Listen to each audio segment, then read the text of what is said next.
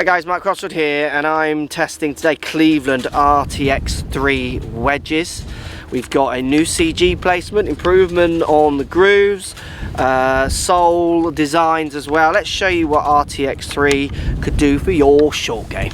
Let's get stuck in.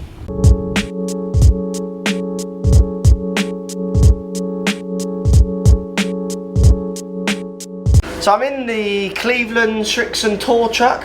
Correct. With Ben from Cleveland Golf, and we're talking RTX-3 wedges. Yep. What are the main features? What's the changes with this product then, Ben? Tell me. The main key feature is actually we've got a technology called field balancing, which is in the hosel. Basically, what you'll find with most wedges is the hosel actually is quite lot longer. So that means there's more weight in that area, which means actually the centre of gravity is more towards the heel. So what we've done is we've taken, first of all, we've shortened the hosel by 10mm, and we've also put a micro cavity in the hosel which will decrease the weight. So what we've done is we're basically moving the weight from this area into the toe section, which is going to move the centre of gravity away from the heel and towards the middle of the face. Okay, that's so interesting. Obviously the sweet spots, we want the sweet spots to be in the middle. Okay. What that's going to do, it's going to tighten the dispersion. Yeah. So also with if the centre of gravity moves towards the heel, the face is more likely to open. So okay, so if we're saying if the centre of gravity is more this way, when I'm hitting middle to this side of the toe, that face is going to twist as I strike. Correct. Which could change dispersion. Certainly would can affect ball speed, I imagine, isn't it? Correct, absolutely. And what also is interesting as well, by a lot of testing that we've done over a period of time at our head office in R&D, is that a large percentage of shots that hit across all handicaps with wedges is out the toe section. Okay. So if we've got a large percent of the toe section and our centre of gravity in the heel, it's miles away from it. It's miles away. So you're getting to the weakest point. So we're basically trying to, without affecting the sound or anything that's really going to interrupt what a golfer thinks and feels of the club, we're trying to move it as much towards the centre as possible. Okay. And mainly, as I said, by taking weight out of here through the microcavity and shortly in the hosel. Fantastic. So we've got centre of gravity moving more towards the middle, which kind of makes sense. My strikes with a wedge generally, certainly from chipping to a bit medium pitching, would be middle to more toe. Yep. So that makes sense. Yep. So you guys are also quite famous for your face. It's very, I always think with the Cleveland wedges, the face is very visual in its roughness on the face, and you talk about grooves. Anything going on new on the face or different to last model? A little bit. I mean, it's difficult with the USGA ruling now because you've got tolerances. You've got to work with. We've actually gone towards a tolerance in terms of the roughness on the face. What we've actually done in the manufacturing process is we've just made that roughness a bit more durable. Yeah. So in terms of, it won't really be any rougher, but what you'll find is the roughness will stay for longer. Okay. What we found with a few people was that they liked the roughness, but after a period of time of using it, they said, well, it's actually wearing down quite a lot. Yeah, absolutely. So the process that we've done is a lot more durable. What also is a key part of it is our groove section. We've made the grooves narrower and deeper. Okay. So we've got 2 more grooves on there now. Yeah. Which is especially going to help out the rough. Yeah, in terms of debris and thing. Yeah. But actually, what's really important is that the process that we do when we do our grooves is that when we mill the grooves initially, we then fill the groove with some plastic. Right. What that does is it means that then when we finish the groove, either we sandblast it or polish it, that groove is not affected in any way, shape or form.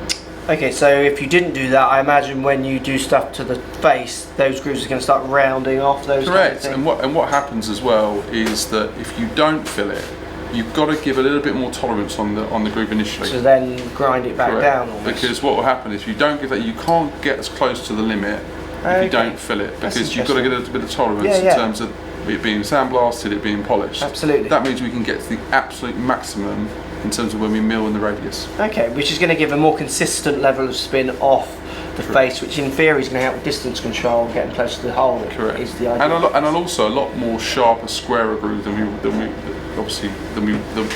is what we want. Yeah. So the groove that we mill originally will be exactly the same as when the whole wedge is finished. Okay, that's quite clever. And then anything going on with the soles? Soles, obviously, I always think sole design is a tricky one for wedge manufacturers because you can bamboozle the audience a bit because there's so many grinds and bounces and those kind of things. Obviously wedge fitting, as you guys specialise in those, like most manufacturers do nowadays, it's key.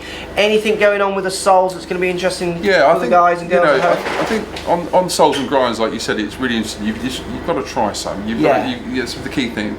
The one big difference though that we've found with ours is this V section where the bounce is. Yeah. What we've done is we've moved that dependent on the loft. Okay. So it's not just one bounce stroke grind for mid, low, and high. Yeah. We're moving the V-sole, the leading edge, depending on, as you see there, the V of it, dependent on the loft. So this bit here, yeah, correct, absolutely. yeah. Okay. So that will be in an optimum position for the loft, dependent on the loft in that, for example, so if it's mid grind in 52, 54, 56, 58, 60, yeah, that will be moved depending on the optimum position based on that loft. Excellent, there we go. So I'm quite enjoying, I'm going to go and test these now, so we're going to be interested to see how they feel. I'm not sure if I'm going to feel the centre of gravity move, but I imagine over a space of a year or a season, you're going to find maybe your distance dispersion is going to be a little bit better, which we'll go and see if we can feel. I do like the look of them. They come in a few different finishes, don't they? There's what we're calling this finish. That is the tall satin. And then there's a darker finish. There's a black satin as well. Okay, excellent. I've seen one sneaking around tour only. What's that one? You don't like to talk about that one. There's another one maybe, isn't there? Or should we leave that as a surprise maybe? Well, yeah, there's a tour raw finish coming. Because I'm sure I've seen that around USPGA. Correct, yeah. So a lot of our players have got that already. Because they would be they all want that, you see, they're wondering. That'll be watch this space. That'll be watch this space for early 2017. Oh, good stuff. Well, let's go and test them. So down by the ball, they look interesting, these wedges, because they definitely look a little chunkier than I maybe would want my wedge to look. And I can't tell, because when I put it up against my other wedges, it isn't chunkier. So I don't know if it's just the way the light is hitting it. They're quite a nice shape. I do like the roundness of the shape, and they do feel very nice off the face.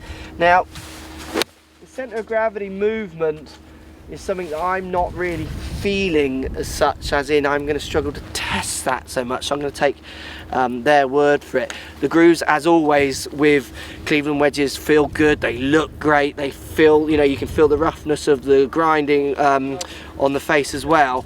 But again, we're talking about such a small amount of revs, you know, you're talking about 200 or 300 revs. So measuring that where strike isn't going to dictate over that would be almost impossible. I like what they've done with them. I like the fact they are moving the CG. I think that's quite a clever idea than having it too much in the heel with this shorter neck. And the soles look very simple, which I quite like. I think people are going to quite like the grinds on the soles, because they do, when you get them all lined up, they look relatively simple, because consumers, I always think, do get a bit scared with a million different variations when they look at them in their golf shops and what have you. The two finishes, I prefer the darker finish. I love the way on the darker finish the grooves stand out that bit more. The silver finish is fine. I think this one will be the more popular, but I prefer personally the darker finish. To look, post comments down below, which one would you prefer and why? 60 degree as well, this one's the 60. I prefer a slightly more rounded shape than this. It does not look nice, it looks fine. I just prefer that slightly rounder shape. But absolutely very gameable. I think they're two good wedges. You don't get a bad wedge really from Cleveland, do you? And they are pushing tolerances with their grooves and what have you, all the way to extremes, which is a good thing, helping you hopefully get a bit of control. Follow me on Twitter, Facebook, Instagram, Snapchat, Periscope, all the normal social places. Also, come and visit my new website, markcrossfieldgolf.com. See you over there.